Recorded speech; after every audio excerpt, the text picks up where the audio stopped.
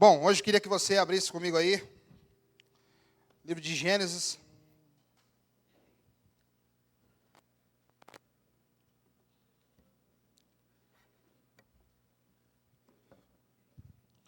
Gênesis, capítulo 1.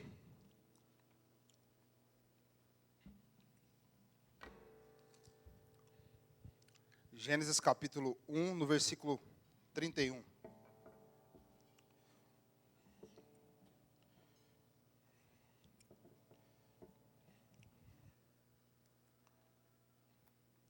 Nós estamos esses dias aqui conversando sobre o Deus que se revela nas letras. A gente falou sobre a importância, no primeiro culto, da gente poder ler as Escrituras.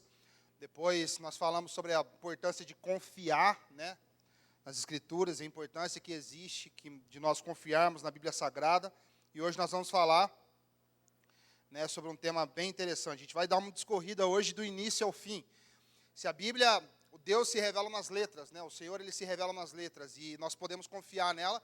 Nós vamos tentar ter um panorama um pouquinho para vocês do que aconteceu do princípio até o fim, mesmo que a gente não chegou lá ainda, tá bom? Então, Gênesis, capítulo 1, versículo 31, diz assim, E Deus viu que tudo havia feito, e tudo havia ficado muito bom.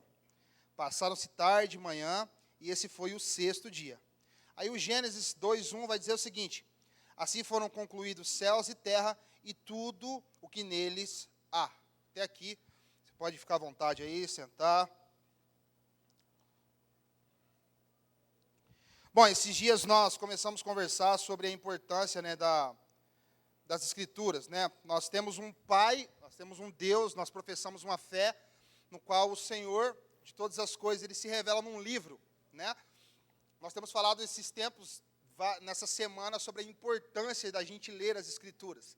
Se nós quisermos conhecer a Deus, nós quisermos saber quem Deus é, se nós quisermos conhecer o plano que Deus tem para todos nós, o que Deus tem para nós, da onde eu vim, para onde eu vou, e tantas outras coisas. As Escrituras é esse livro precioso. Então, no primeiro culto, nós tentamos abordar uma coisa bem interessante aí, que falou sobre a importância da gente poder ler. Nós vivemos um tempo onde a argumentação, nós vivemos um tempo de distração, Então, é muito difícil, muitos de nós conseguimos parar para fazer outra coisa, a não ser, às vezes, mexer no celular, que leva muito tempo. O celular, você começou a rolar ali a barrinha do Instagram, ou outras coisas no Facebook, ou YouTube, ou sei lá o que você estiver mexendo, você vai ver o quanto de tempo você consegue perder no celular, E quando se trata, na verdade, de você ler, você crescer em entendimento em muitas coisas, muitos de nós, dessa geração e nesse tempo, temos uma grande dificuldade nisso. De poder ler, de poder parar, de poder raciocinar, de poder meditar. Nós tivemos um culto aqui que nós falamos sobre meditação, A importância de a gente pegar as Escrituras, a gente ler as Escrituras e meditar sobre as Escrituras. Então, talvez para muitos, ler é uma coisa interessante, mas parar e meditar sobre aquilo que eu li, gera muita atenção, gasta muita energia do meu corpo, nós falamos sobre isso, e isso tem uma dificuldade enorme para todos nós. Só que, a importância da gente ler as Escrituras é que tudo que a gente pensa sobre a vida, tudo que nós quisermos saber sobre o nosso futuro, sobre de onde a gente veio, sobre a paternidade, sobre a nossa essência, sobre a nossa criação, as Escrituras são esse livro. E nós não podemos, de nenhuma forma, substituir o relacionamento que a gente tem com Deus. Eu conversei esses dias aqui com o pessoal que trabalha na igreja, e nós falamos uma coisa muito importante. O culto de domingo, ele não pode ser um substituto do relacionamento que eu tenho que ter em casa com Deus. O culto de domingo é um culto onde nós estamos juntos para serviço, para servir uns aos outros, para amar uns aos outros. Isso é o culto de domingo, onde a gente se relaciona, onde a gente está junto, mas ele não é um substituto daquilo que eu devo ter em casa. Daquilo que eu devo experimentar na minha casa, daquilo que eu devo... A Bíblia diz, quando você quiser ter um relacionamento oral, o Pai ele diz, entra no seu quarto. É isso que a Bíblia diz, entra no seu quarto que teu Pai que te vem em secreto te recompensa. Ele não diz vai na igreja, vai no culto, vai na comunidade. Não, ele diz vai no teu quarto, fecha a tua porta. Esse relacionamento com Deus, nossa intimidade, obviamente vai maturar a gente, vai fazer com que a gente cresça em entendimento da importância do corpo de Cristo. A importância da gente estar reunido. Mas o culto de domingo jamais é um substituto daquilo que você deve ter na sua casa. Coloca bem isso no seu coração. O seu relacionamento com Deus não pode ser nutrido pelo seu domingo à noite na igreja. Então, se você viver de domingo a domingo, ou seu crescimento espiritual vai demorar muito para acontecer, ou ele não vai acontecer.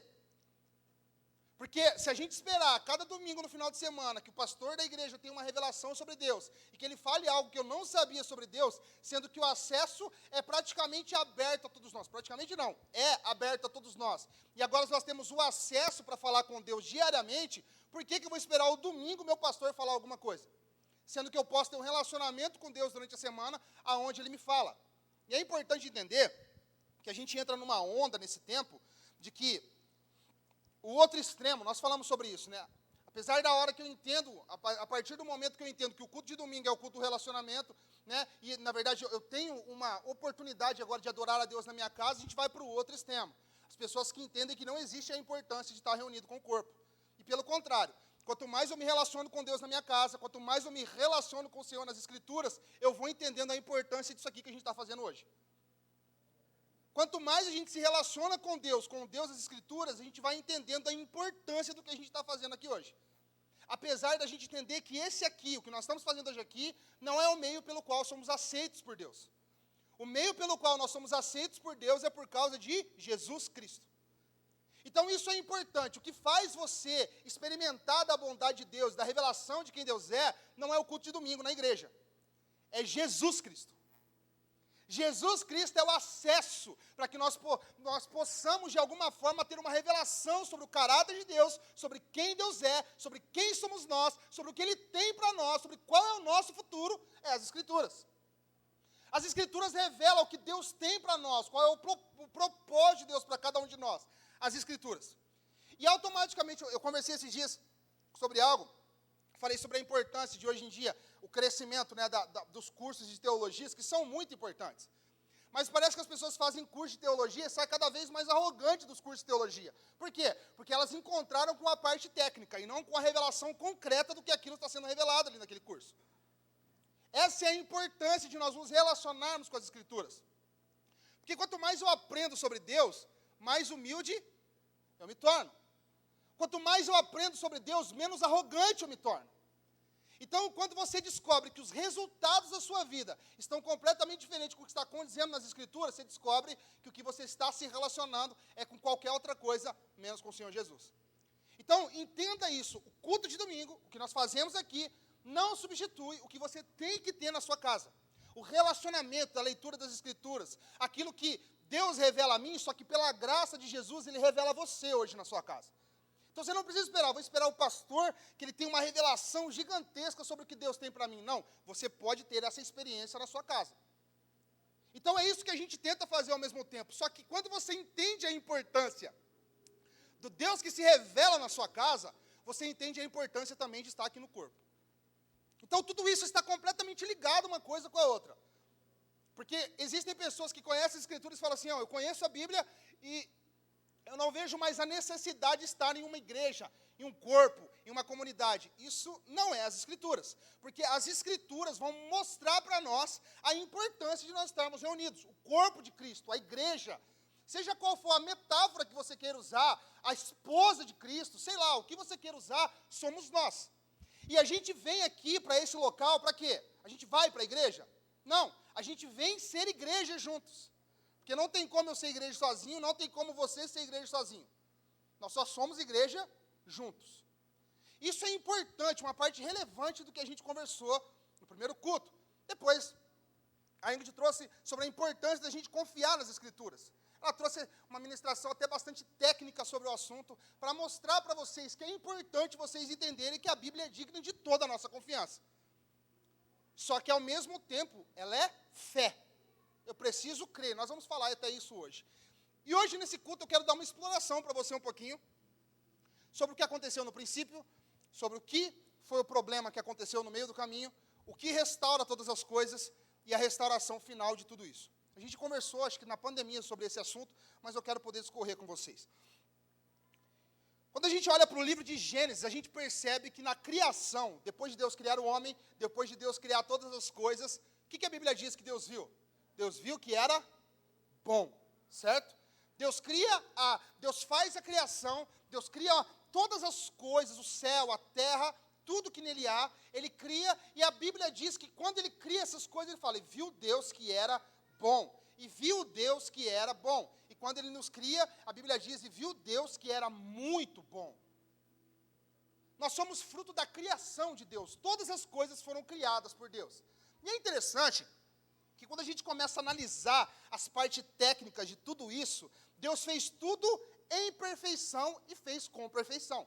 Todas as coisas foram muito detalhistas. Se você começar a ler as Escrituras, do livro de Gênesis para frente, principalmente quando entra no livro de Êxodo, Levítico para frente, você vai ver como Deus é detalhista na construção do tabernáculo, na construção de todas as coisas. Ó, pega a madeira tal, são tantos centímetros, são tanto isso, constrói assim, faz assado, pega tal madeira, pega tal coisa. Deus é muito detalhista no que ele faz.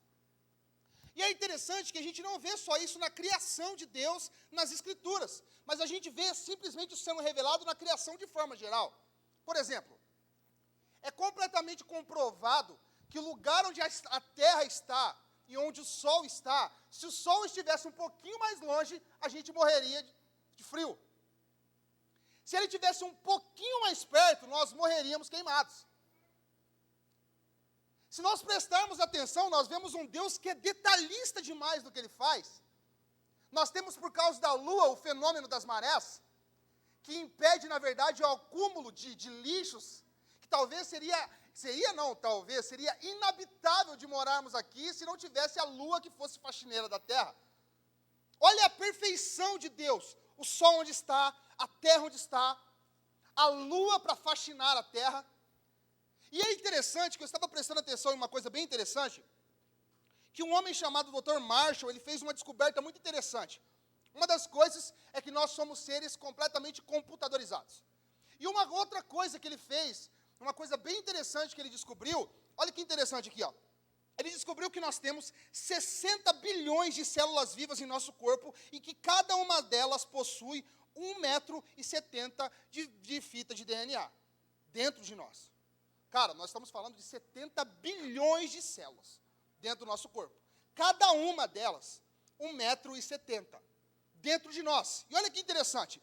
Se a gente esticar essa fita em nosso corpo, nós teremos aproximadamente 102 trilhões de metros de fita de DNA. 102 bilhões de quilômetros de fita de DNA. Dentro de nós. Olha que coisa interessante. Isso não tem a mínima possibilidade. São coisas simples que eu estou citando para você. Mas não tem a mínima possibilidade de eu e você sermos fruto do acaso. Não existe a mínima possibilidade. Quando você olha para a criação, quando você olha para as coisas criadas, quando você olha para o sol, a lua, as estrelas, quando você olha para nós, quanto mais a ciência comprova mais coisas, mostra a perfeição de um Deus que é completamente detalhista, demais em tudo que ele faz. Tudo que ele faz é perfeito, diz aquela canção, né?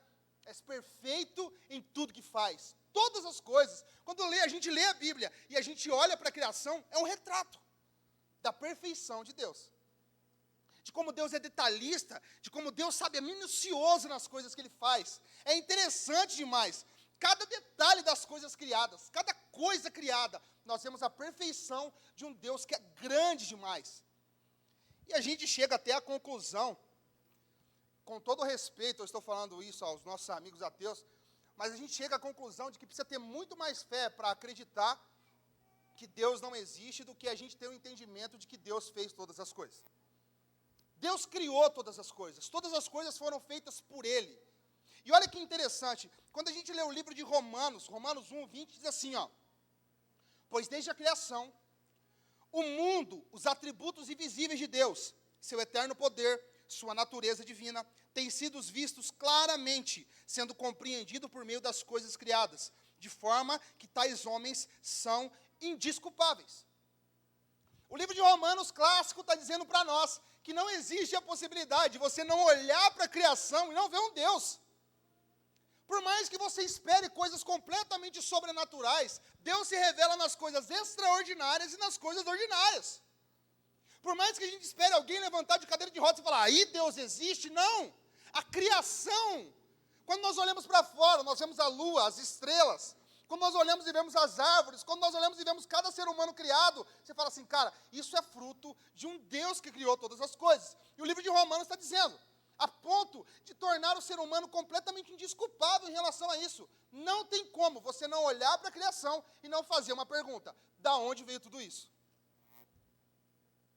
Não tem como você não olhar para a criação, não tem como, você já parou para pensar, você mesmo, o seu corpo, a forma que você reage a algumas coisas, a forma que você faz algumas coisas, quando você olha para si, você descobre, cara, como eu sou, como sabe, eu sou complexo ao mesmo tempo, como eu tenho personalidade, como eu sou a parte da ciência, a parte biológica do nosso corpo, todas as coisas, é fruto de um Deus que cria todas as coisas. E é interessante que Deus criou o universo, e Deus estabeleceu leis para governar esse universo.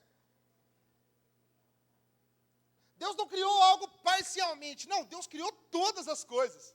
E não simplesmente só criou todas as coisas, que todas as coisas estão sob o seu controle. E quando a gente acha que elas fugiram do controle, não fugiram do controle de Deus. O próprio Salmo 2 diz que os governantes da terra estão completamente mirabolando, pensando coisas, agora nós vamos pegar ele, agora nós vamos fazer isso. A Bíblia diz que Deus está do seu alto e sublime trono e ele dá risada. Por quê? Porque todas as coisas estão no controle do Eterno. Todas as coisas estão no controle de Deus. Nada escapa do seu controle.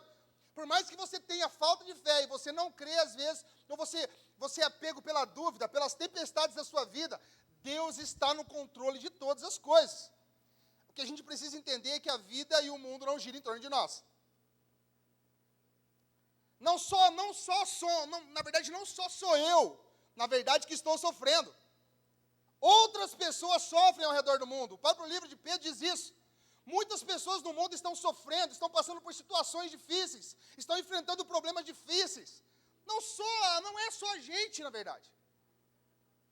Quando a gente olha para as coisas, nós começamos a perceber que pessoas passam por coisas muito mais difíceis que nós.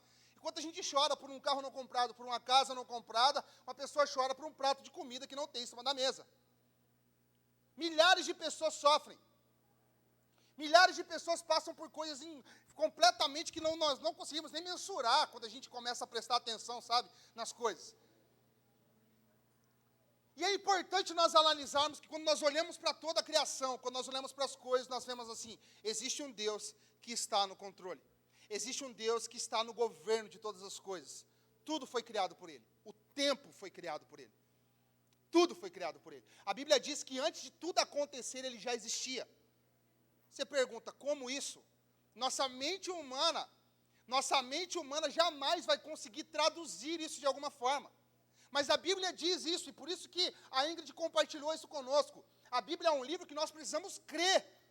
Nós precisamos ser movidos por fé quando nós se relacionamos com as Escrituras. Só que, cara, não é só uma fé cega. Porque quando você olha para as Escrituras, você olha para a criação, você vê o retrato. Não é uma fé cega.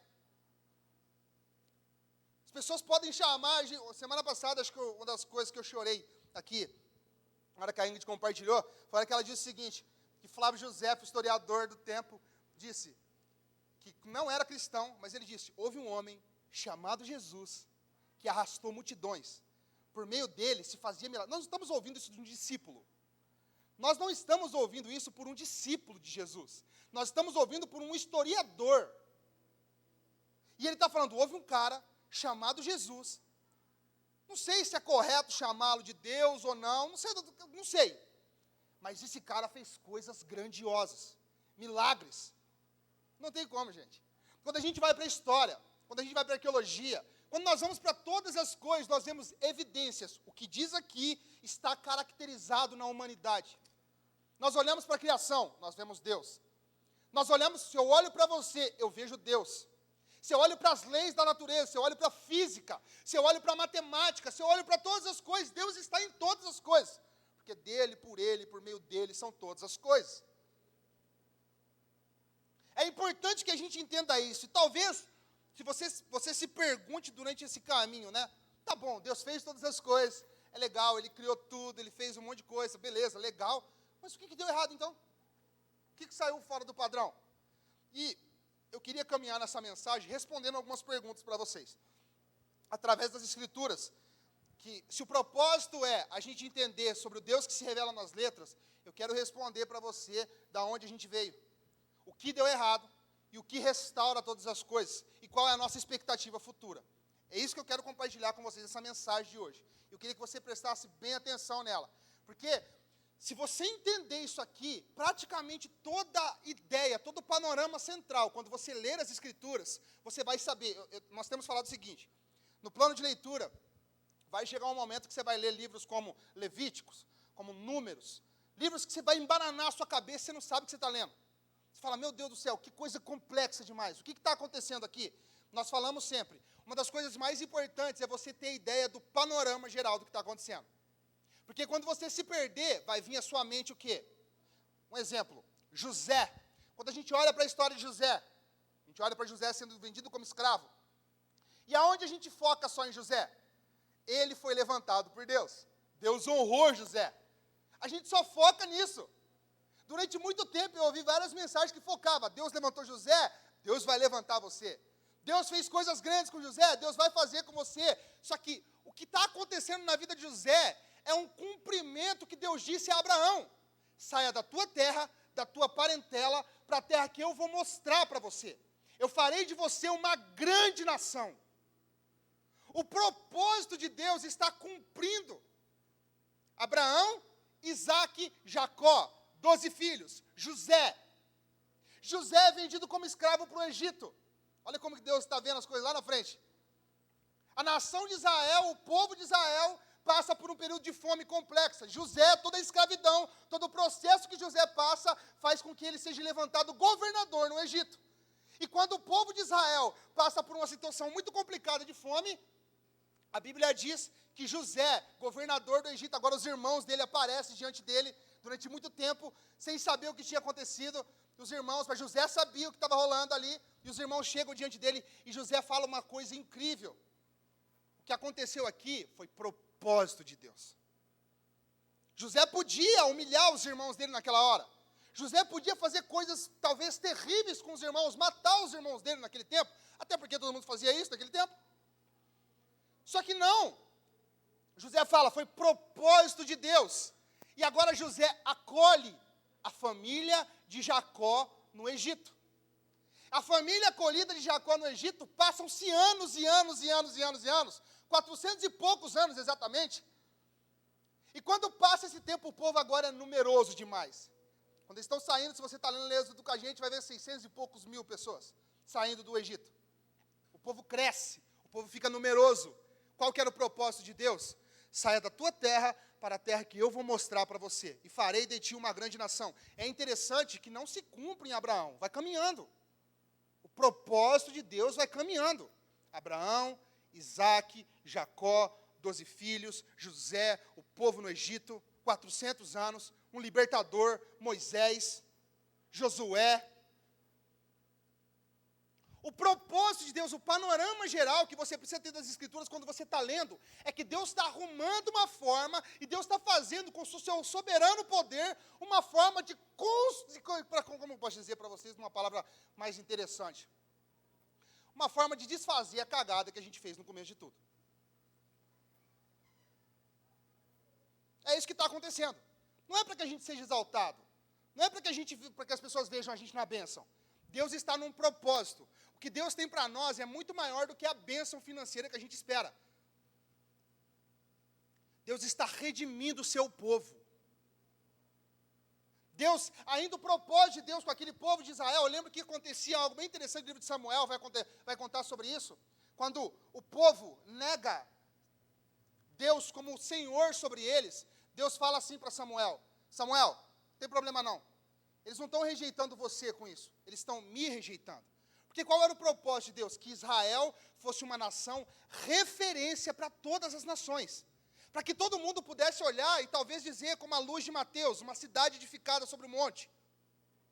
Luz. Uma candeia que é jogada sobre o alto e ilumina todos que estão na casa. Esse é o propósito de Deus. Fazer que Israel, fazer que a nação de Israel fosse uma referência para todas as nações da humanidade. Para todos que surgissem após isso. É interessante que quando você lê as Escrituras, o propósito de Deus está sendo estabelecido. E é óbvio que nós vemos graça e misericórdia de Deus o tempo todo, quando nós lemos as Escrituras. Só que é importante, quando você está lendo lá, Levíticos, está difícil. Números, está difícil. Lembra, Deus está desfazendo a nossa cagada. Deus está dando o seu meio, a sua forma, para completamente consertar todas as coisas. E é interessante que a primeira pergunta que eu quero talvez responder para muitas pessoas que precisam entender sobre as Escrituras, você tem total liberdade, galera que está em casa, galera que nos acompanha, que vai assistir a mensagem depois, tem toda, como que eu posso dizer, toda a liberdade de falar assim, eu não acredito nisso. Até porque nós não podemos condenar quem não crê, porque um dia nós fomos céticos também. E não só um dia, nós somos direto. Quando Deus fala que vai fazer uma coisa, a gente duvida do que Deus vai fazer. Então nós não somos diferentes de uma pessoa que diz assim, eu não creio em Deus. Porque nós fazemos muitas coisas muito parecidas como essa diariamente. Deus fala que vai fazer uma coisa, a gente está cético, a gente não acredita. A gente só quer ver, a hora que a gente vê, a gente vai crer no que Deus está fazendo. Então, quando a gente olha para as Escrituras, o que eu queria tentar responder aqui na primeira pergunta, na primeira situação aqui da mensagem, é, de onde nós viemos? E você tem total liberdade de falar assim, eu não acredito nisso. Eu quero saber, cara, isso para mim é loucura. Tudo bem. Como eu tenho a liberdade de dizer para você, você também é louco. Se você acha eu louco, eu te acho louco ao quadrado. Porque não tem como olhar para as Escrituras e não ver um Deus que criou todas as coisas. E a primeira pergunta, já movida com uma resposta, é da onde a gente veio? Resposta, nós viemos de Deus. Nós viemos de Deus. E olha que interessante, coloquei algo bem bacana aqui, ó. Existe apenas um Deus, e é um Deus pessoal e cheio de amor, e que fala conosco através das Escrituras. Portanto, como falamos acima, o mundo não é um acidente, mas é criação de Deus. E olha o que diz o livro de João, capítulo 1, versículo 1. Abre comigo aí rapidinho. João 1, 1.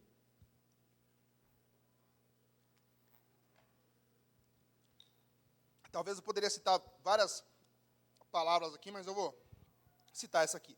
João 1, 1. Esse texto é clássico e ele fala sobre Jesus, mas ele vai trazer uma explanação bem interessante para nós aqui. João 1 diz assim, ó, no princípio era aquele que é a palavra. Ele estava com Deus e era Deus. Ponto final. Isso aqui é clássico João dizendo, Jesus era Deus. Qual era o propósito do livro de João? Revelar que Jesus era Deus. E aí ele vai continuar dizendo o seguinte, ele estava com Deus no princípio. Todas as coisas foram feitas por intermédio dele. Sem ele, nada do que existe teria sido feito. Deus criou todas as coisas. Todas as coisas. Tudo. Deus criou todas as coisas. Deus nos criou, Deus fez a criação, Deus criou os animais, Deus criou o céu, a terra. Todas as coisas. Todas as coisas foram criadas por meio de Deus. E é interessante que você se pergunta talvez, mas por que Deus fez isso? Por que Deus fez isso? Ou por que Ele criou o mundo e também a nós? É interessante nós entendermos um princípio valioso nas Escrituras e quando nós falamos sobre o caráter de Deus. É interessante a gente entender que talvez a gente precisa lembrar sobre a trindade de Deus e quem é Deus.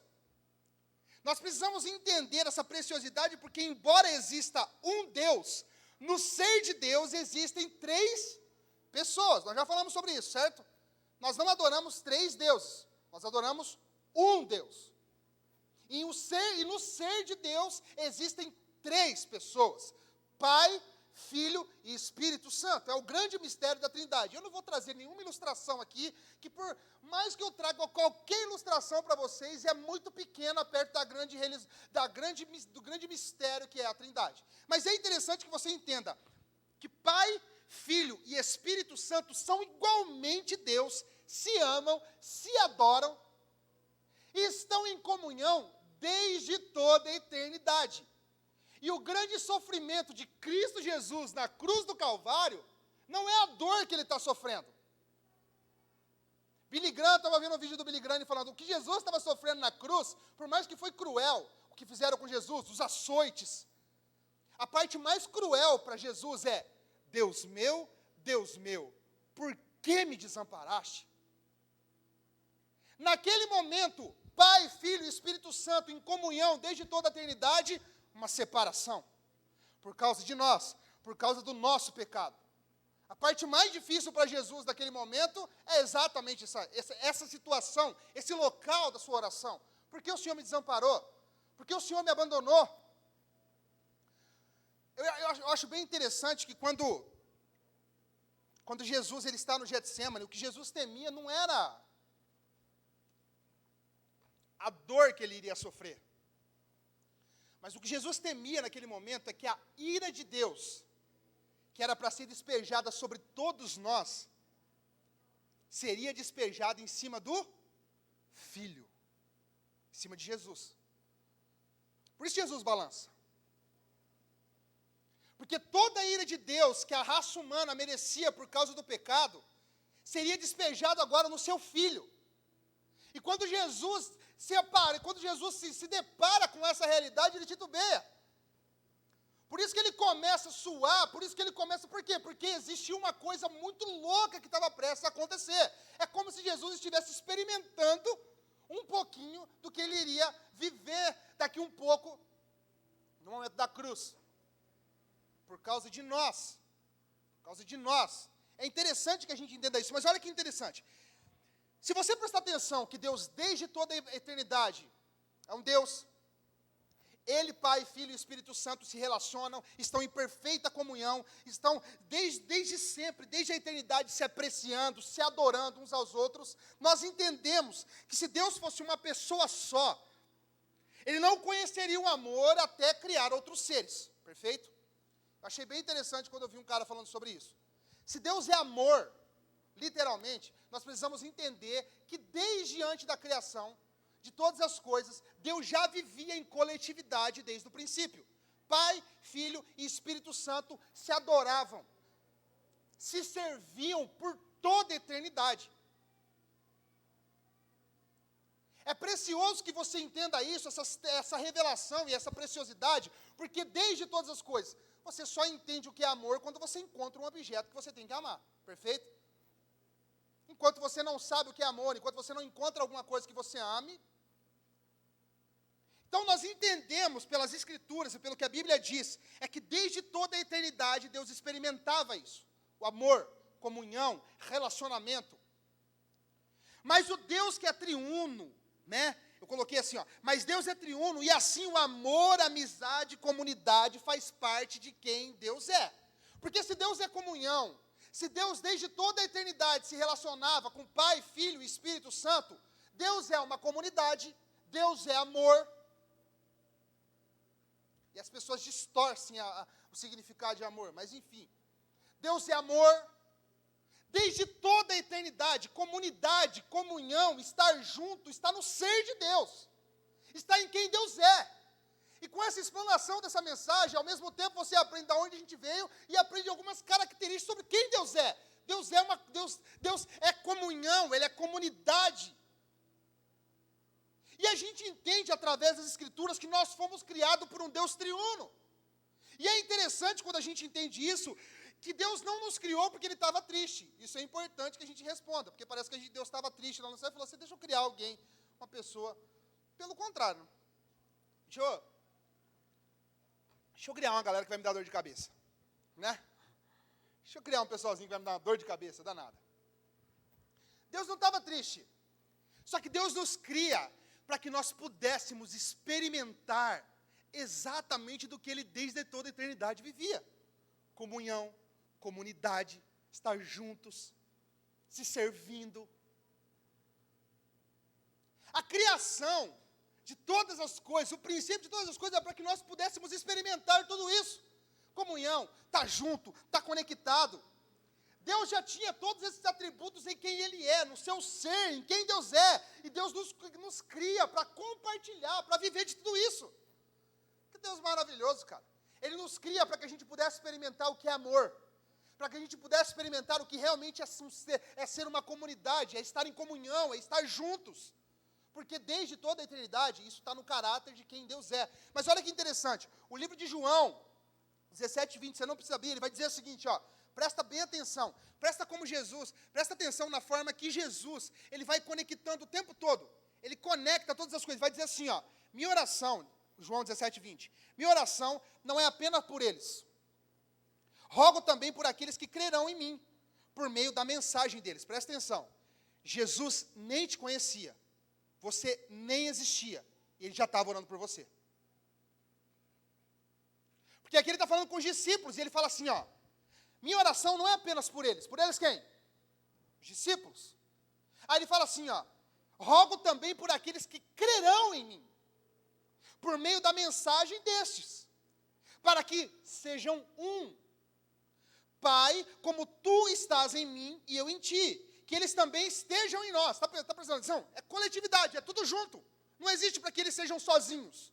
Não, para que nós sejamos um. E olha o que ele vai continuar dizendo. Cara, que eles também sejam, que eles estejam em nós, aí ele vai dizer, no finalzinho do versículo 21, para que o mundo creia que tu me enviaste. Há um propósito na comunhão, na comunidade, em estar junto.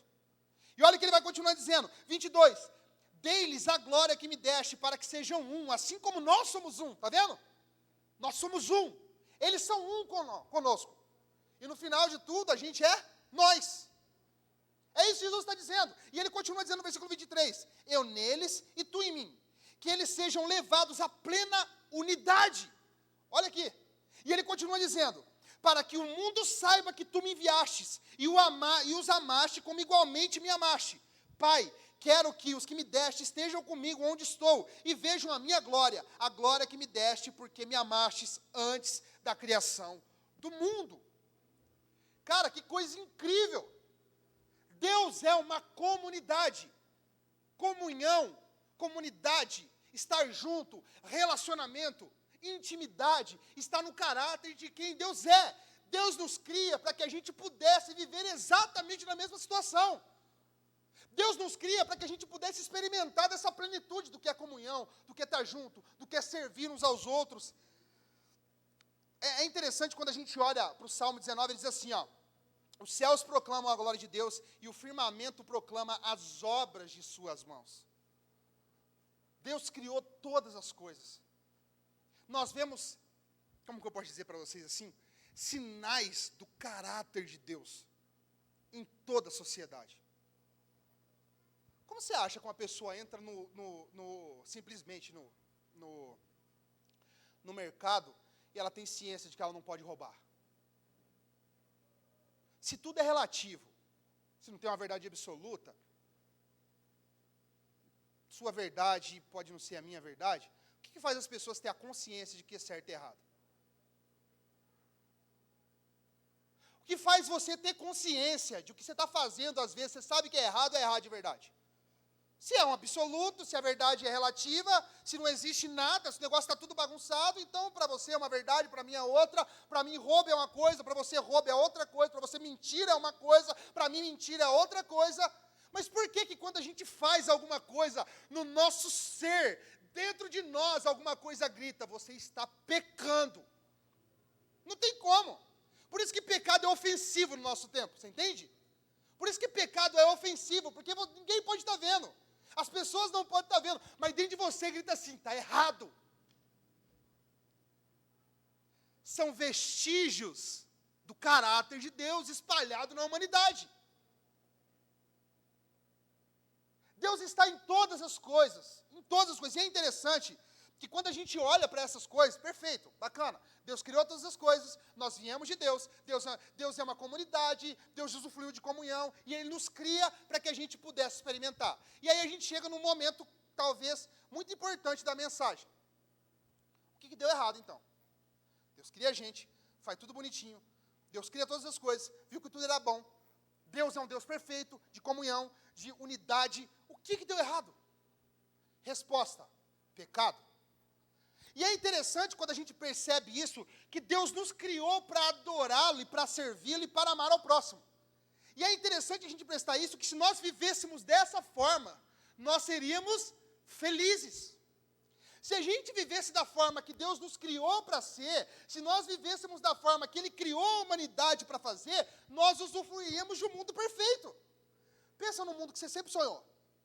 Nós usufruiríamos desse mundo, dessa realidade.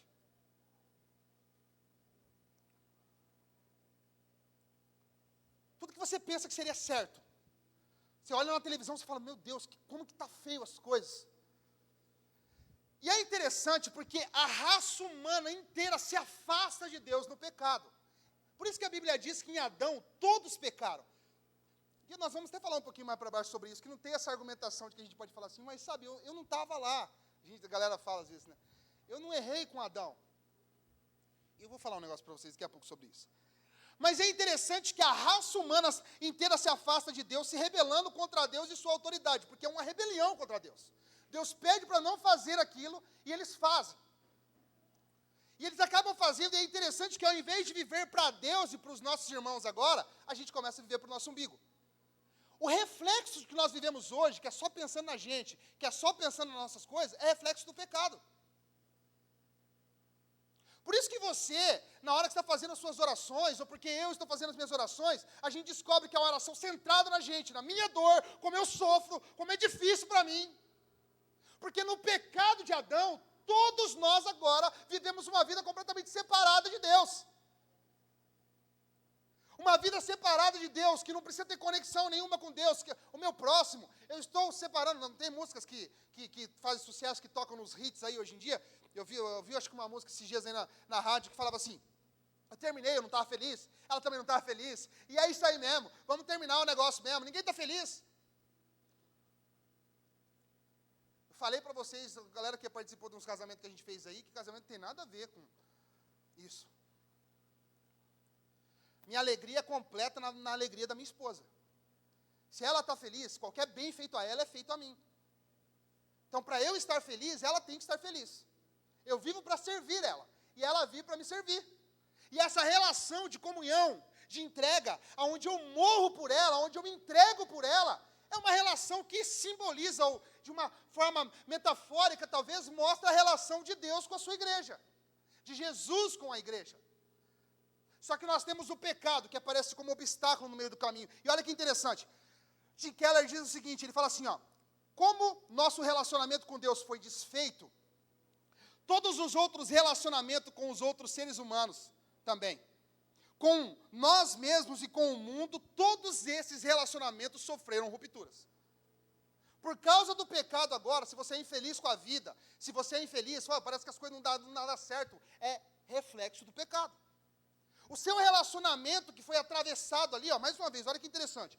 Como o nosso relacionamento com Deus foi desfeito, todos os outros relacionamentos com os outros seres humanos, como nós mesmos, como o mundo e todas as outras criações sofreram rupturas. Se agora você tem indiferença com o seu irmão, você lembra o que acontece na hora da queda? Vamos lembrar junto aqui agora? Eles vão lá e comem da maçã. Todo mundo acha que é maçã? Então vamos lá, maçã. Eles comem da frutinha lá. Pera, se você quiser colocar na sua cabeça, sei lá. Comeu de uma fruta com certeza boa que tinha lá. Né? E eles comem daquilo lá, e o que acontece? Adão agora come junto com a esposa. E aí ele come junto com a esposa, e quando Deus aparece, o que aconteceu, Adão? Não, foi ela, não fui eu. Não existia isso. Não existia essa ruptura antes. Não existia foi ela. Era nós. Mas agora, com a ruptura agora, não foi ela. A mulher, não, foi a serpente. Todo mundo transferindo culpa agora. Ninguém quer saber agora que... Não, quer saber? Não, não fui eu, não. Pelo menos que eles... Né, uma coisa bem engraçada, né? Eles estão agora cobrindo, né? Se cobrindo agora. Primeiro que eles viviam, com certeza, peladão lá, tranquilos, né? Só que agora, por causa do pecado, começam a se cobrir agora. Quem revelou para eles que eles tinham pecado? Quem revelou para eles? Quem mostrou para eles a nudez deles? Pecado. A rebeldia. A desobediência. Cara, olha que precioso isso. Não existia isso, foi ele. Não existia, foi a mulher que ainda, atrevido ainda, né? Você que me deu ela. Sabe, eu estava de boa aqui, entendeu? Andando tranquilo aqui, sossegado, e o Senhor me deu essa mulher aí, ó. Agora ela aprontou para cima de mim. Primeiro que se o sem vergonha estivesse cuidando do jardim, do jeito que Deus falou para ele cuidar, ele também estaria cuidando da esposa dele. Nós vemos um monte de princípios sendo quebrado na queda. E agora esse reflexo afeta todos nós. Mas olha que interessante. Eu vou falar sobre duas coisas aqui que talvez vai mostrar para você uma coisa bem importante. Duas consequências que o pecado traz. Talvez você vai se identificar com isso aqui agora. A primeira consequência do pecado chama-se escravidão espiritual. É a primeira consequência que o pecado trouxe para a raça humana inteira. A partir de Adão. Romanos 6,15 diz assim, ó, então, Paulo está dizendo, vamos pecar porque não estamos debaixo da lei, mas debaixo da graça? Aí ele responde, de maneira nenhuma. Presta bem atenção nisso. Não sabem que, quando vocês se oferecem a alguém para lhe obedecer como escravos, tornam-se escravos daquele a quem obedece?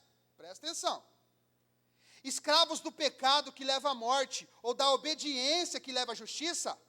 Mas graças a Deus, porque, embora vocês tenham sido escravos do pecado, passaram a obedecer de coração a forma de ensino que lhes foi transmitida. Vocês foram libertados do pecado e tornaram-se escravos da justiça. Cara, é interessante que você pode crer em Deus ou não. Mas, de alguma forma, nós nunca fazemos de Deus o nosso bem maior. Sempre aparece alguma coisa que nós colocamos no lugar de Deus. Sempre aparece alguma coisa que nós colocamos no lugar de Deus. Isso é muito interessante se você prestar atenção. Porque nós estamos falando do reflexo que o pecado traz. Se a primeira coisa é escravidão espiritual, mostra que nós nunca fazemos de Deus o nosso bem maior. Olha que interessante. Nós tentamos sempre manter a nossa vida, manter o controle da nossa vida para coisas, sabe? Nós tentamos, na verdade, sempre estar sendo senhor da gente mesmo. Fala a verdade. Nós tentamos o tempo todo manter o controle da nossa vida, vivendo para outras coisas, e às vezes não vivemos para Deus, como dinheiro, sexo, fama, família, carreira, romance, conforto. O reflexo do pecado, a escravidão espiritual agora, faz com que, em vez de tornar Deus o nosso bem maior, outras coisas entram no lugar de Deus agora. Isso é reflexo do pecado. Por que eu estou compartilhando isso com vocês? Porque toda vez que eu faço isso, e eu faço isso, toda vez que nós fazemos isso, nós precisamos lembrar, isso é reflexo do pecado. Se nós não fazemos de Deus o nosso bem maior, é porque o pecado afetou a raça humana. E olha que interessante, o resultado é sempre a perda desse controle. Porque a gente acha que a gente está no controle, certo? A gente acha que está no controle da fama, do sucesso, da riqueza.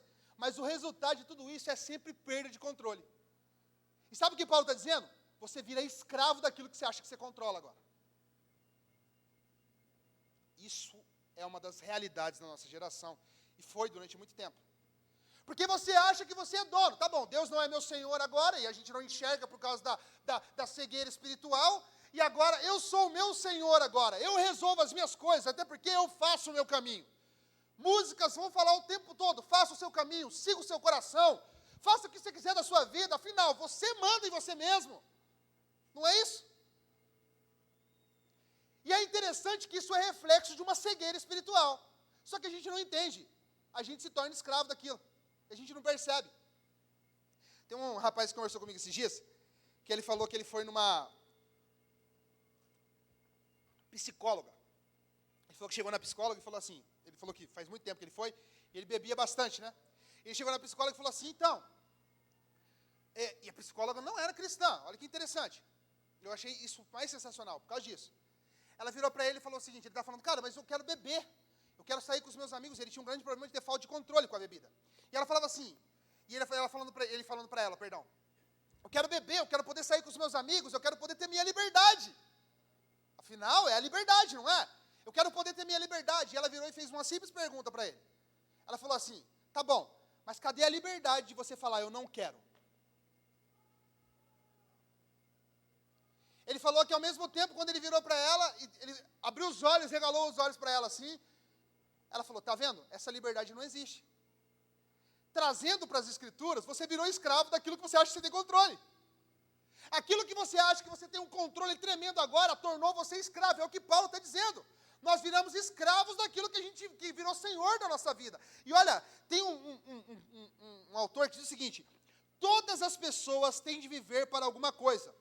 Se não vivermos para Deus, somos dominados pelo objeto para qual vivemos. Resultado, escravidão. Não tem jeito. Você pode sair desse culto aqui falando assim: eu não vivo para Deus, eu faço o meu caminho. Tudo bem, mas você é escravo do que você está vivendo. Você pode falar que não, mas você é. Fama, poder, aceitação, que as pessoas nos elogiem. No fundo, a gente virou escravo disso. Porque agora nós estarmos bem ou mal depende das pessoas dizerem para nós: cara, como você é bom. Se as pessoas não disserem para nós que nós somos bons, nós somos infelizes.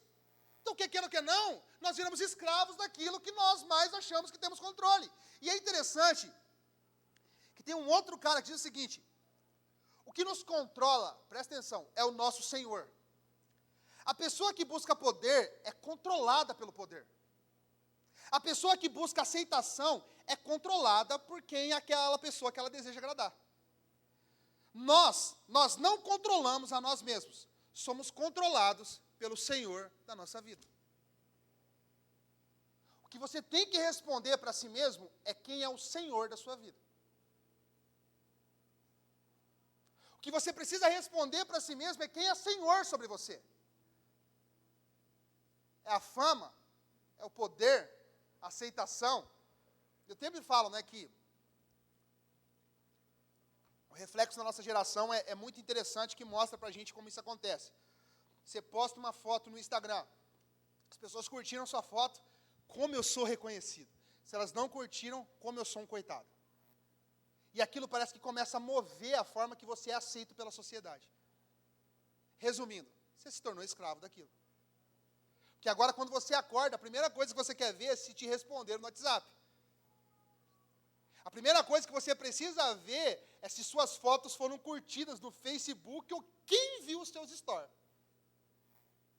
Eu estou citando para você uma coisa muito simples, mas só você e eu temos a noção do que realmente é Senhor sobre nós. Aquilo que realmente impera sobre a nossa vida. Isso se chama reflexos do pecado. Escravidão espiritual. Não tem jeito. Por causa do pecado, por causa do problema que aconteceu no meio do caminho, a gente não consegue enxergar Deus como nosso bem maior. Vira e mexe, nós temos que olhar para a obra. E quero deixar bem claro que nós estamos fazendo um panorama geral. Então, automaticamente vai parecer que eu estou falando que não há solução. Eu quero que você entenda que nós estamos tentando destrinchar conforme o tema que a gente vai abordando. A segunda coisa que a gente tem de reflexo do pecado é a condenação. E olha que interessante. Romanos diz o seguinte, presta atenção aqui. Pois o salário do pecado é a morte. Mas o dom gratuito de Deus é a vida eterna, que em Cristo o nosso Senhor. Nós não só sofremos por causa do pecado, nós somos culpados por causa do pecado. Não tem como, gente. Em Adão, a Bíblia diz que todos pecaram. Se você quer ser beneficiado com a bênção do segundo Adão, você precisa reconhecer que você pecou no primeiro. Isso é forte, hein? Presta bem atenção nisso. Se você quer ser beneficiado com o que a Bíblia chama do segundo Adão, que é Cristo Jesus, com aquilo que ele conquista na cruz, você tem que parar com esse argumento de que você não errou. Porque quando você olha os 10 mandamentos lá, os mais básicos, mas são muito mais que aquele, quando você olha, você descobre que você não é tão santo assim. Não matarás, não adulterarás, não dará falso testemunho, não fará isso, não fará aquilo outro. Se eu começar a listar aqui para você, você pode falar o seguinte: eu não errei no primeiro, bom, parece que eu passei no segundo, não rolou no terceiro. Se eu listar para você os mandamentos aqui, você vai descobrir que os mandamentos, a lei, revela o quão podre nós somos. O impacto que o pecado causou na raça humana. E é interessante que geralmente que vem à nossa cabeça é assim: não, eu sou um bom ser humano. Se você fala para uma pessoa assim, imagina você, tá bom? Você é uma pessoa gente boa, paga suas contas, respeita seus pais, respeita sua mãe, faz tudo bonitinho, certo? Uma cara legal. E aí eu falo para você que você é pecador. Você fala assim: mas como eu sou pecador? Cara, eu nunca errei, eu nunca falhei. Isso é estranho falar, mas tem gente que fala isso. Eu nunca errei, eu nunca falhei, eu brinco até direto, né, com aquela brincadeira bem característica, sem graça de pastor, né, que é o cara da motinha passando na sua rua, inclinando na motinha e você no seu coração assim, tomara que caia. Se você disser que você nunca pecou, é mentira. Nós descobrimos no nosso coração como ele é podre por dentro. Só que digamos que você é esse tipo de pessoa. Não, eu nunca errei. E existem pessoas, eu nunca pequei. Como assim eu pequei em Adão? Como assim eu falhei em Adão? E eu vi um exemplo que eu achei bem interessante. Um exemplo que fala de um rapaz que ele foi criado por uma viúva pobre, né? Ele foi criado. Aquela viúva cuidou dele. Ela pegou ele, cuidou dele, sabe? Ajudou aquele menino a crescer, pagou a faculdade dele, fez milhares de coisas por aquele menino, certo? Deu de viver para aquele menino. Ele foi pego. Não foi filho dela. Pegou, cuidou daquele menino, adotou ele, cuidou dele, deu tudo para ele, pagou a faculdade, tirou todos os centavos que ela tinha e pagou a faculdade para aquele menino. Se eu disser para você que esse menino cresceu, certo? Ele cresce agora, ele é um cara formado agora, só que agora ele nem vai na casa da mulher mais. Ele nem vai na casa dela mais, ele nem liga para ela, nem quer saber como que ela está. Você falava para mim que a forma que esse menino está lidando é uma forma respeitável? Não é. O que viria na sua cabeça? Como que ele pode tratar a mulher que deu tudo para ele desse jeito? Agora olha para Deus. Essa ilustração mostra o quão pobre, miserável e pecador a gente é. Não importa se a gente é bom, não importa se a gente fez uma boa faculdade. Como a gente pode viver uma vida sem dar valor à pessoa que nos deu tudo? Não tem como. Não tem como você falar assim, eu não sou pecador, eu não errei, eu não falhei, eu não preciso de Deus. Não tem jeito.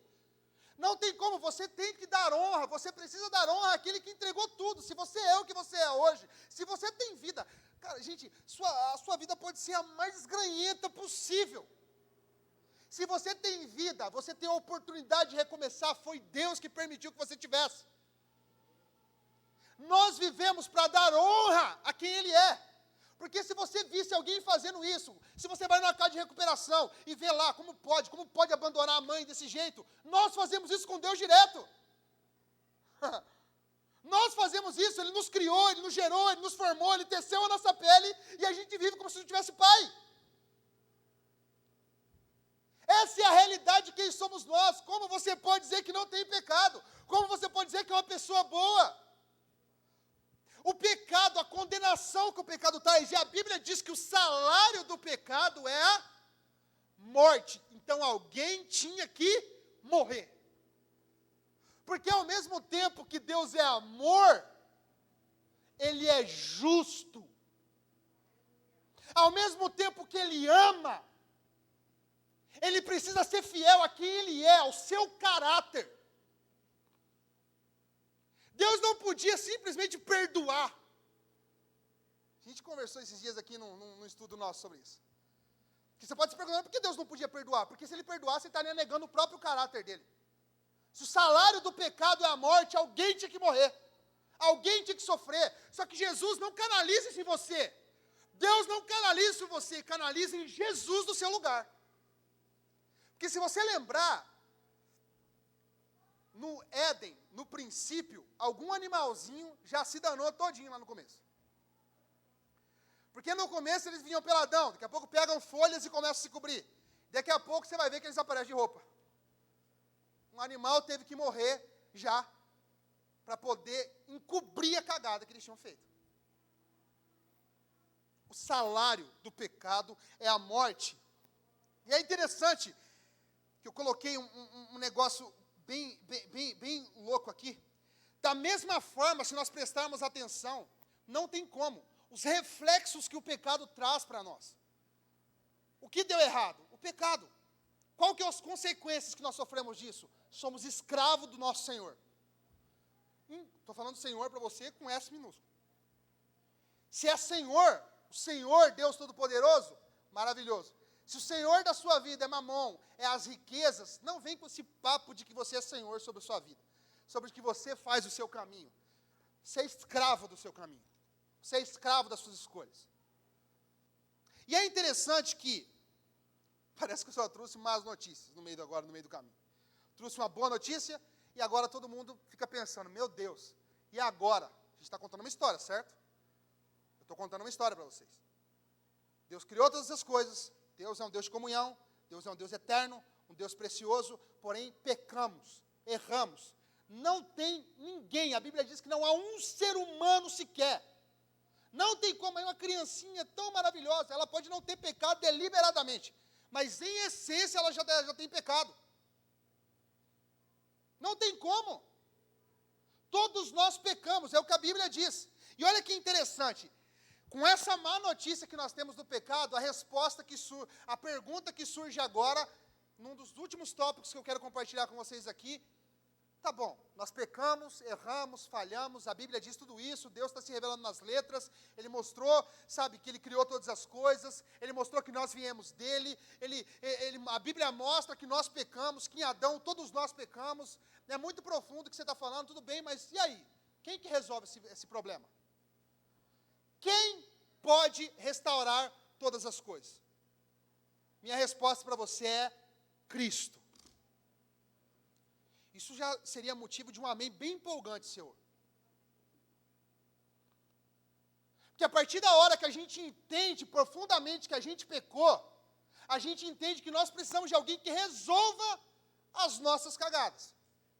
E Cristo é exatamente isso. E é interessante que que nós temos, talvez quando nós olhamos para Cristo, nós temos 3 aspectos muito interessantes que é bom a gente olhar para Cristo.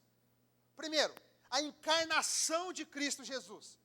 O que é a encarnação? Que a Ingrid falou aqui semana passada, falando sobre os relatos, Flávio José falando sobre um Jesus que apareceu no meio do caminho, João 1:1, dizendo que no princípio era o verbo estava com Deus, a encarnação de Deus. E é interessante que, quando você lê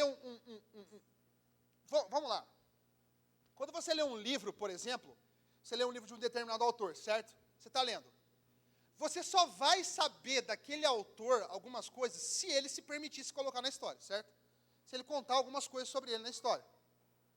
Só que quando nós olhamos para as Escrituras, quando nós olhamos para a Bíblia, a encarnação é Deus se colocando na história como personagem principal. É isso que nós olhamos para a Bíblia e nós enxergamos. Deus está se colocando na história como personagem principal. E é interessante que na perspectiva cristã, nós cremos que Deus fez muito mais do que se dar informações sobre Ele no livro. Ele se coloca na história. João 1,14 diz assim, ó, aquele que é a palavra tornou-se carne e viveu entre nós. Vivimos a sua glória como unigênito vindo do Pai, cheio de graça, cheio de verdade. Cristo se coloca na história agora. A única forma não era chamar Abraão para resolver o nosso B.O. Não era chamar Jacó para resolver o nosso problema. A única forma era Deus se colocar na história para resolver o que foi feito. Você não tem capacidade de resolver, eu não tenho capacidade de resolver, só Deus se colocando na história. E é isso que acontece. Aquele que é a palavra tornou-se carne e viveu entre nós. É isso que as Escrituras dizem. E é interessante, tem um autor que ele fala o seguinte, é como se Deus tivesse olhado para o mundo que havia criado, tivesse visto nossa perdição, e assim sentido pena do seu povo. Então ele se colocou a si mesmo na história humana como personagem principal. Se ele não tivesse se colocado na história como personagem principal, você não teria perspectiva de vida. Você não teria perspectiva de esperança. Você não teria pensamento de como eu vou conquistar isso, como eu vou conquistar aquilo, apesar disso ser maravilhoso, mas não representa quem nós somos. É como se Deus quisesse revelar, se mostrar o quão grande Ele é, o quão poderoso, e você estivesse contente com um carrinho de brinquedo. Deus fazia aqueles sinais e maravilhas em Jesus, Jesus fazia todas aquelas coisas, mas os sinais não eram nada. Deus estava querendo se revelar para aquelas pessoas, e elas estavam contentes só com os milagres. Por isso que a Bíblia diz que Ele é recompensador daqueles que o buscam. Como que Ele recompensa? Se revelando a nós. Os milagres não são nada, a bênção, a prosperidade, a casa, o carro, não são nada perto de quem Ele é, cara. Ele é aonde é a nossa origem. É para onde a gente vai. Se Deus não tivesse colocado na história, hoje você não estaria aqui. Se Deus não tivesse colocado na história, sofrido o nosso sofrimento, morrido a nossa morte, nós não estaríamos aqui hoje. Se você tem perspectiva, se você tem esperança, se você pode pensar no amanhã, é porque graças a Deus Jesus se colocou na história. É por isso que nós temos perspectiva de esperança. E a Bíblia diz, João 3,16, Deus amou o mundo de tal maneira que deu o seu Filho. Deus se coloca na história, cara. Isso é incrível. A segunda pessoa da Trindade, o Filho de Deus, veio ao mundo como Jesus Cristo. Você não tem algumas informações simples nisso aqui, ó. O autor está aqui dentro. Quando você lê, você vê quem ele é. Estou lendo, eu gosto de um autor, sou fã, vocês veem eu citar bastante, sou um autor que chama Tim Keller. Eu não conheço muito sobre ele. Eu leio algumas histórias dele. Ele conta algumas histórias, algumas coisas. E eu só conheço algumas coisas deles porque ele se permite. Mas ele não é o personagem principal do livro. Quando eu leio as Escrituras, quando eu entendo que Deus se revela nas letras, eu entendo que o Deus que se fez homem, que habitou entre nós, é revelado totalmente aqui. Ao mesmo tempo que Ele revela o seu amor, Ele revela a sua justiça. Ao mesmo tempo que Ele revela o seu caráter, Ele revela quem Ele é, Ele revela seus atributos. E Ele mostra a nossa condição. Gente, eu falo isso direto aqui na igreja e pode se tornar repetitivo, mas é repetitivo também o tanto de vezes que a gente cai nisso. Todas as vezes nós colocamos algo como nosso Senhor. Porque o dia que eu tiver isso, vai ser da hora. Fala a verdade, cara. Para de hipocrisia. O dia que eu tiver isso aqui, cara, mas vai ser top. Você conquista e o que tem lá? Um eco, um vazio. Você pode falar o que for. Você pode chamar do que for. Está sem a energia, ou sei lá o que você quer falar. Existe um vazio, existe um buraco. Não tem jeito. Eu já fiz várias vezes isso e posso contar para você e permitir que com essa mensagem você entenda que eu não sou alguém maior do que vocês. Pelo contrário, eu sou igual a todos vocês aqui. Várias vezes eu faço isso.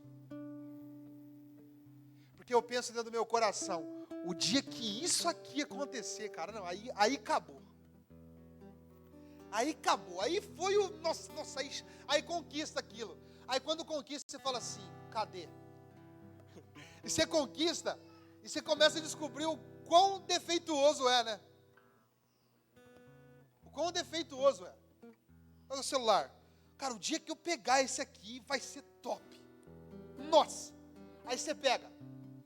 Daqui a pouco, o sem vergonha do cara que faz lá, ele lança um novo. E ele lança, 3 vezes mais caro do que o que você tem. Você fala assim, não, cara. O dia que eu comprar esse novo vai ser aí. Você compra e ele lança outro melhor. E você vai descobrindo o tanto de imperfeição que o seu tem. Ou estou mentindo? Você começa a descobrir o tanto de imperfeição que tem. O quanto de coisa. Você fala assim, caramba, cara. Como que isso tem imperfeição? Como que tem um monte de erro? Como que tem um monte de falha? Eu preciso arrumar isso. Aí se arruma, estoura outro problema. Se arruma, estoura outra coisa. Cara, não tem jeito. Não tem como, cara. E olha que interessante. A gente está partindo para o final da nossa mensagem. Quando a gente entende que o que pode restaurar todas as coisas é Cristo. E como Jesus faz isso? Encarnando. Encarnando. E outra coisa que é importante você entender. Não bastava só a encarnação. Porque a Bíblia diz que o salário do pecado é a morte. Beleza? Não precisava só da encarnação. Precisava da substituição. Cara, sabe o que é substituição? Vou falar na língua de vocês aqui. Galera que assistiu Vingadores aqui, vamos lá. Ou qualquer outro filme que vai se caracterizar mais ou menos o que eu estou falando para vocês. O Homem de Ferro, no último ato, ele pergunta para o Doutor Estranho: é agora? É nesse momento? E aí o Doutor Estranho fala para ele assim, ó, só tem uma possibilidade. E ele vai, coloca o negócio na mão dele lá, dá um estalo, e ao mesmo tempo que ele salva a humanidade, ele morre. Por que você chora naquele momento? Pela substituição. Ele morreu no lugar da galera. Substituição é uma coisa incrível.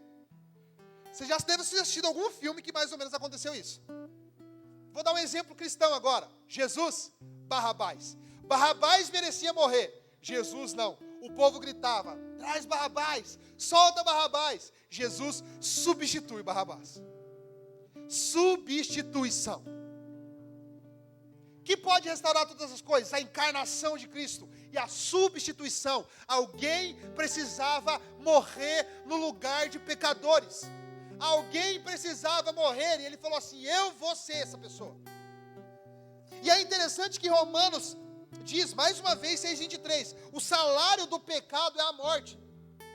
Então, se você cometeu um pecado, eu lembro que o pastor Zezinho, a galera que viu o pastor Zezinho aqui na igreja, mas eu ouvi ele falando uma vez, se você cometeu um pecado, se você faz uma hora, ele vai vir cobrar, ele vai chegar para você para cobrar. Não tem como. O salário do pecado é a morte, então exige uma compensação. Não tem jeito. E é interessante que mesmo quando, vou dar um exemplo para você, mesmo quando você perdoa alguém, você acha que, quando você perdoa uma pessoa, né, se a pessoa nos fere, toma o nosso dinheiro, faz alguma coisa, você tem duas opções, né?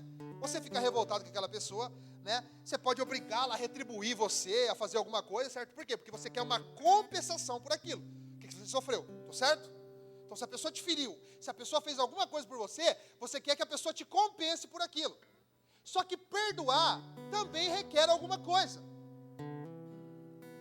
Não é só você pedir que a pessoa te compense. Se você decidir perdoar, é você mesmo sofrer o dano.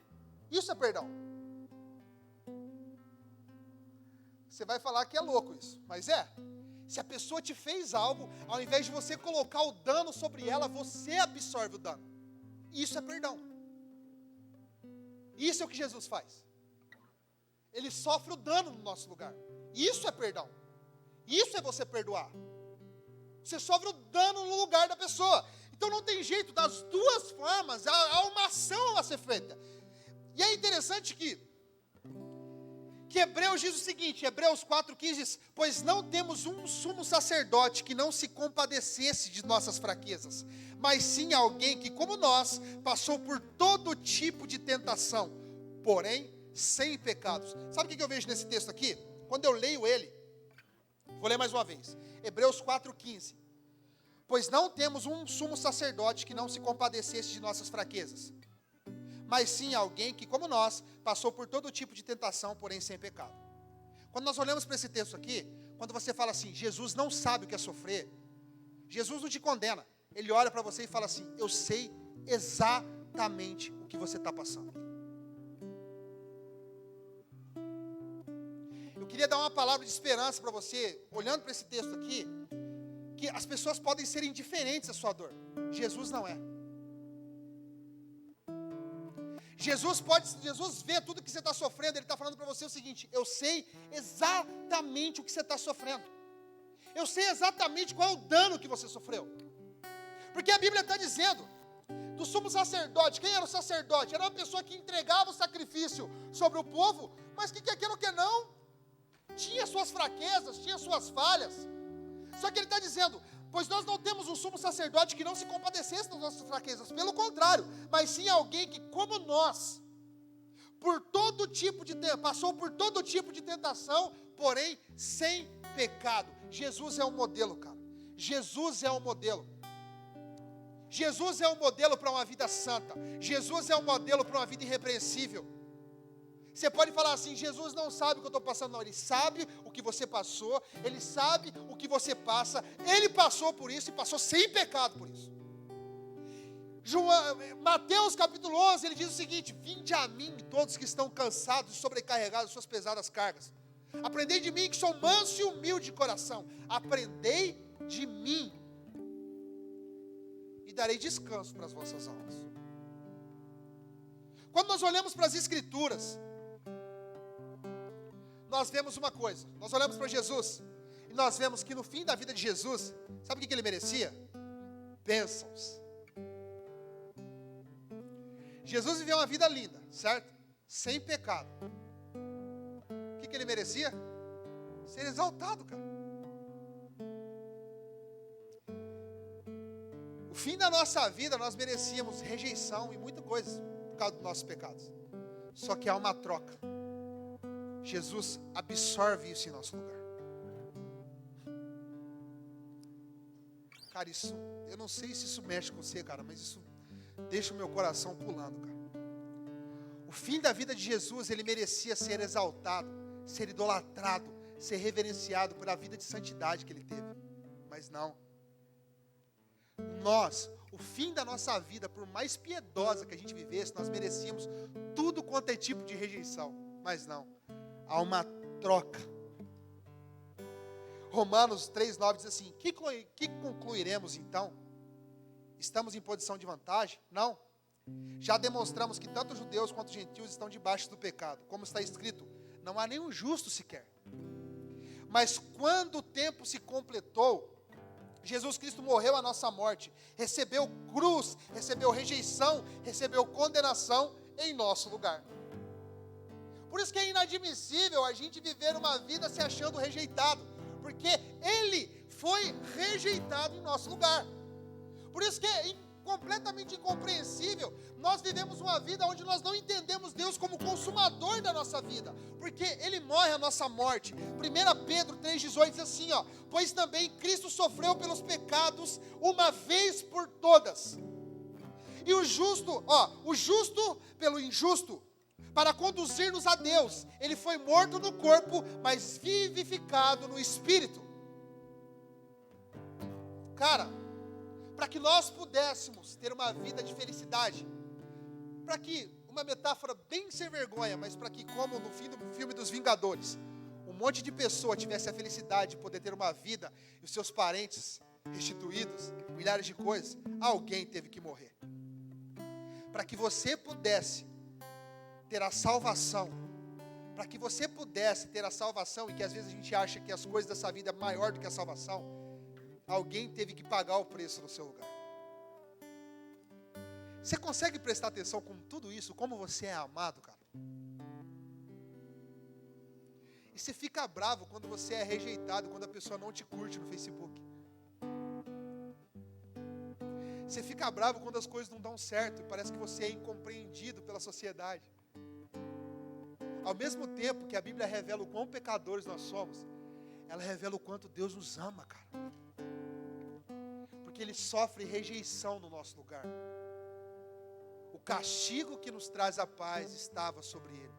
Sobre suas pisaduras, nós fomos sarados.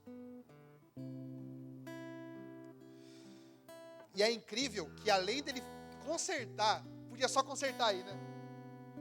Podia só, na restauração, Ele podia só se encarnar, morrer por nós, substituir em nosso lugar, e beleza. Mas não.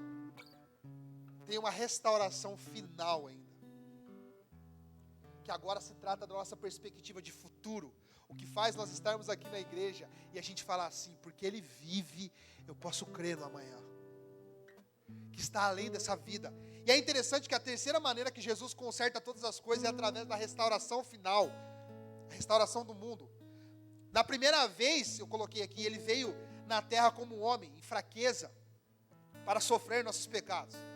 Mas na segunda vez, em que retornar, Ele virá julgar o mundo, dando fim a toda maldade, sofrimento, decadência e morte. Romanos diz assim, 8,19, a natureza criada aguarda com grande expectativa que os filhos de Deus sejam revelados, pois ela foi submetida à futilidade, não pela sua própria escolha, mas por causa da vontade da que a sujeitou, na esperança de que a própria natureza criada será libertada da escravidão, da decadência e que se encontra para a glória e liberdade dos filhos de Deus. 2 Pedro 3,3 diz assim, todavia, de acordo com sua promessa, esperamos novos céus e nova terra.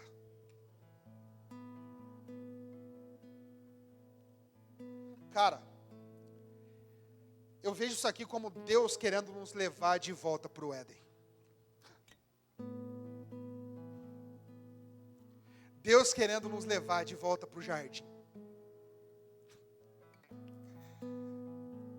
Nós optamos por viver a vida de pecado que nós estamos vivendo. Mas Ele não deixa assim. Ele se coloca na história. Ele encarna. Ele morre no nosso lugar. E ainda por cima, Ele podia falar assim, não, só vou morrer por esses caras. Não. 1 Pedro, todavia, de acordo com sua promessa, esperamos novos céus, nova terra. Nesse lugar, cara, não tem mais dor, não tem mais sofrimento. Sabe a rejeição que você sofreu dos seus pais? Não existe. Sabe o abuso que você sofreu? Não existe. Sabe a vida infeliz que você viveu? Não existe. Porque Ele enxugará dos nossos olhos toda lágrima.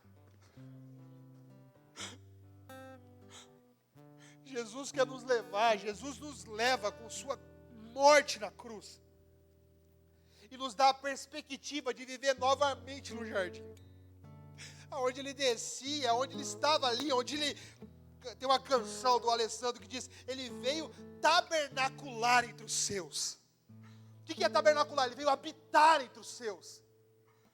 E é isso que Deus espera agora. No final de todas as coisas, a Bíblia diz que as coisas acabam com o quê?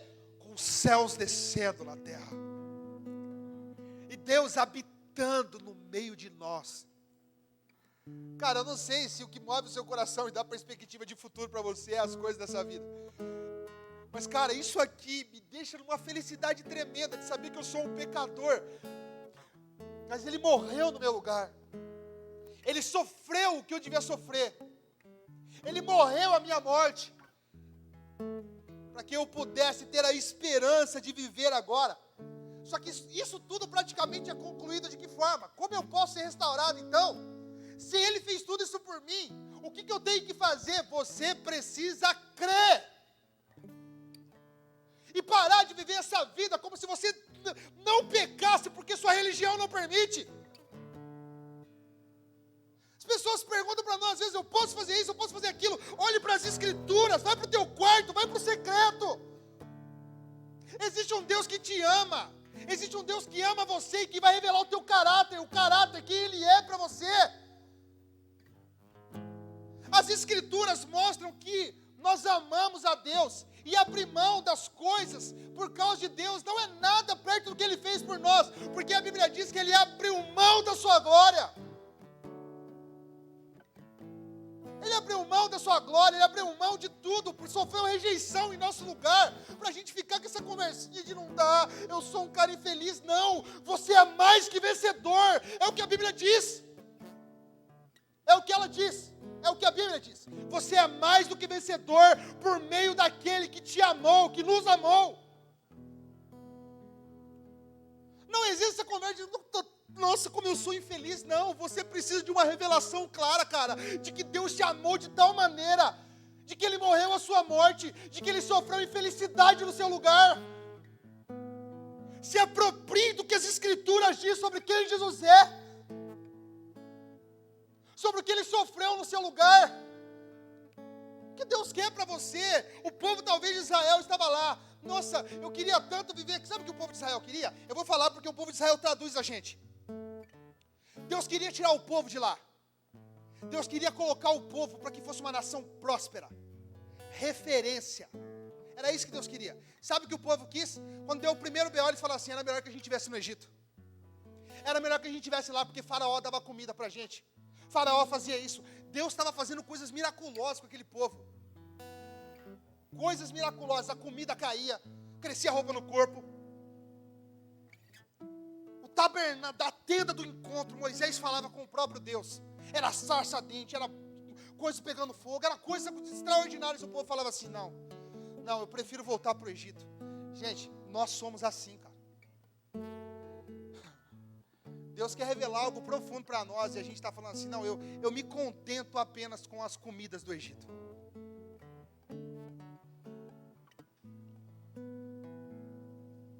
Enquanto isso a gente vive, essa geração vive de aceitação a aceitação, de motel em motel, de cama em cama, procurando felicidade que só Cristo dá.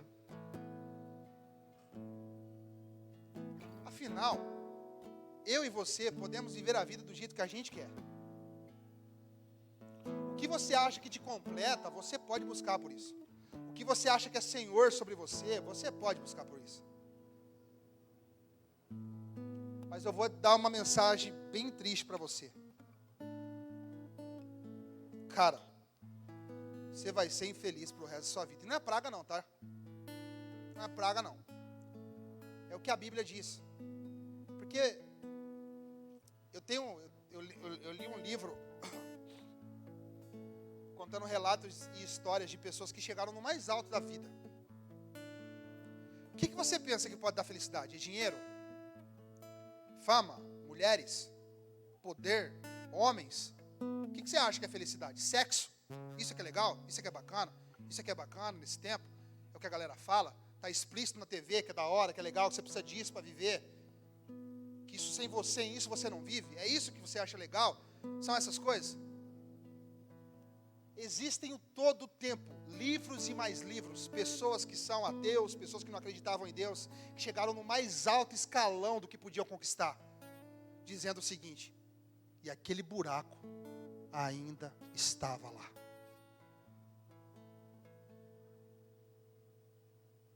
Só Cristo pode preencher o rombo que existe em nós.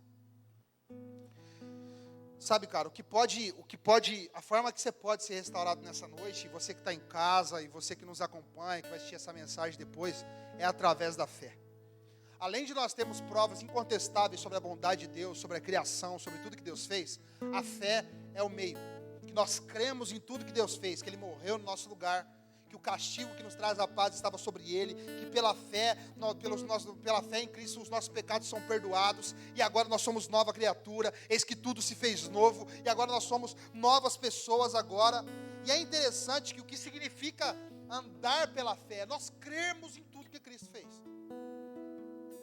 É nós nos apropriarmos profundamente. O livro de Romanos 8:1 diz assim, portanto agora já não há condenação para os que estão em Cristo Jesus. Não há condenação. Não há condenação. Você precisa entender uma coisa. Vou contar uma história para você aqui. 2 pessoas pegando avião. Uma com medo e outra tranquila. Certo? Senta uma do lado da outra, a outra olha para o cara e fala assim: estou morrendo de medo, cara. Meu Deus do céu. Estou morrendo de medo, estou desesperado. Que medo absurdo, que medo absurdo. O outro fala: não, cara, sossegado, de boa, tranquilo. No meio do caminho a pessoa passa um suor absurdo, tal, quando vê, chegou no destino final. Na verdade, o medo de uma, nem a certeza da outra foi o que levou elas até outro lugar. O que levou elas até outro local? Foi o piloto. O que isso traduz para nós? O que nos salva é Cristo Jesus. Ele é o caminho, Ele é o piloto. Você pode ter um medo absurdo, ou pode ter uma certeza absurda. O que salva, o que nos torna livres, o que nos tira a escravidão espiritual da nossa vida, o que nos leva ao lugar de destino para todos nós, é Cristo Jesus. Ele é o piloto dessa embarcação. Ele é o piloto desse avião maravilhoso. Sabe que eu queria orar com você aqui agora? Para que Deus pudesse mostrar para você, e que essa explanação que te dei aqui te levasse a uma fome, cara. Sabe a fome do que eu estou falando para você? De você olhar para a Bíblia, de você olhar para as Escrituras e falar assim: cara, eu preciso conhecer mais sobre Deus. Eu preciso conhecer mais sobre essa criação. Eu preciso conhecer mais sobre os planos que Ele tem relacionado a mim. E automaticamente você se preocupar também com os frutos que isso produz. Você começar a analisar a sua vida. Porque quanto mais eu me relaciono com a igreja, mais comunhão eu gosto de ter. Mais relacionamento eu gosto de ter. Por quê? Porque Deus em seu caráter é comunhão, é relacionamento, é unidade. E isso está no nosso meio. No meio da igreja, no reino de Deus. De onde viemos? De Deus. Qual o problema que nós tivemos? Pecado. Consequência. Escravidão espiritual e condenação. O que pode restaurar todas as coisas e o que restaurou todas as coisas? Cristo. Como que ele fez isso? Encarnando. Substituição. Morrendo no nosso lugar. E nos dando perspectiva de novos céus e nova terra. Numa mensagem de 1h20, sei lá aqui. Você tem uma explanação mais ou menos do que aconteceu. De forma bem simples, superficial. Quando você lê a Bíblia, pensa nisso que eu estou falando para vocês aqui hoje. Pensa que tudo agora está sendo feito para desfazer uma cagada. Ou uma desobediência, uma rebeldia. E aí quando você olhar o Antigo Testamento e ver Deus endurecendo o coração de Faraó, fazendo isso, fazendo aquilo, você vai ficar revoltado. Como Deus é isso? Não, Deus tem um plano. Deus tem um plano. É por causa de mim que Deus está fazendo tudo isso aqui, ó, esse caminho aqui. Ó. É por causa do meu pecado que Deus está fazendo tudo isso aqui agora. E aí você não vai ficar surpreso mais com a exaltação de José, e sim com a bondade de Deus com o povo de Israel. Com a promessa de Deus. Todo mundo quer ser exaltado. Todo mundo quer ser. Eu quero ser. A gente não quer ser premiado com as pessoas dizendo como você é bom, como você é isso, como você é aquilo outro. Isso está dentro da gente. A gente quer isso porque a gente não entende o nosso valor. Quando a gente entende o nosso valor, tudo que acontece agora é diminuído. Porque em Cristo, eis que tudo se fez novo. Queria que você abaixasse sua cabeça. Eu queria orar com você hoje aqui.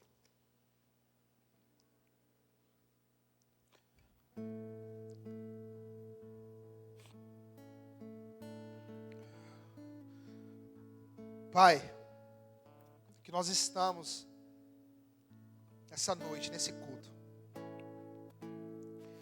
Nós reconhecemos quem o Senhor é.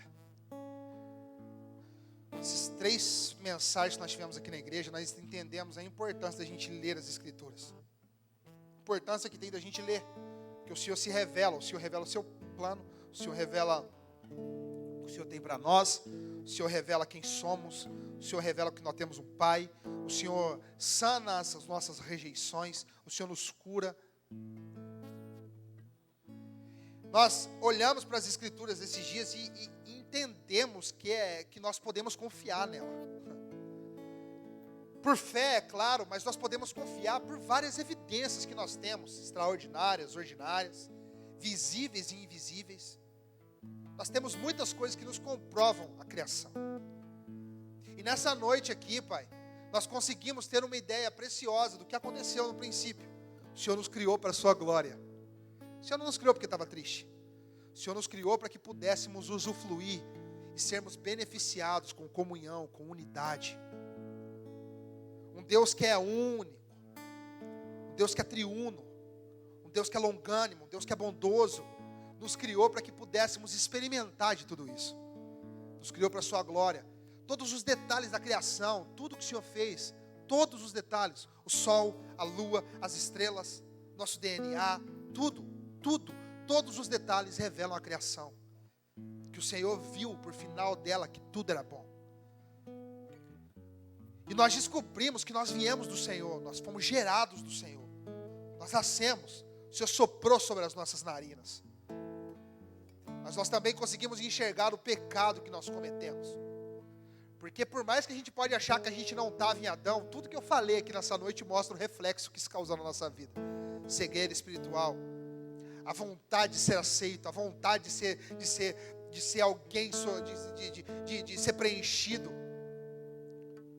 Mostra que nós fomos condenados, nós merecíamos a morte. Mas também nos mostra a bondade do Senhor.